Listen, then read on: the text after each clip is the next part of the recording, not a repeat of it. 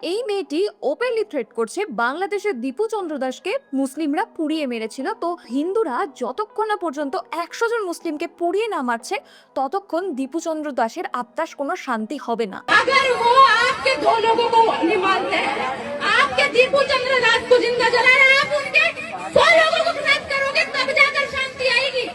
वो आपकी एक हिंदू बहन को भगा रहे हैं, आप उनके हरामखोरों के 100 को भगाओगे तुम।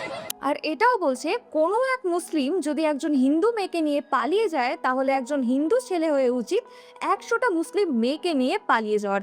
অর্থাৎ একটা মুসলিম ছেলে যদি একটা হিন্দু মেয়ের সাথে কোনো খারাপ কাজ করে তাহলে একটা হিন্দু ছেলে হয়ে তার উচিত 100টা মুসলিম মেয়ের সাথে একই রকম খারাপ কাজ করার। এখন কিন্তু সরকার কিচ্ছু বলবে না, সরকারও কিছু বলবে না, কোনো বড় বড় ইনফ্লুয়েন্সার কন্টেন্ট ক্রিয়েটার কেউ কিছু বলবে না, সবাই চুপ। কারণ এটা তো একজন হিন্দু বলছে। আর একই কথা যদি কোনো এক মুসলিম বলতো তাহলে তার এগেনস্টে হাজারো কেসেস, হাজারো অ্যালিগেশনস, আর তাকে টেরোরিস্টের মর্যাদা দেওয়া হতো। কিন্তু হিন্দুদের ক্ষেত্রে কেন সেটা করা হচ্ছে না?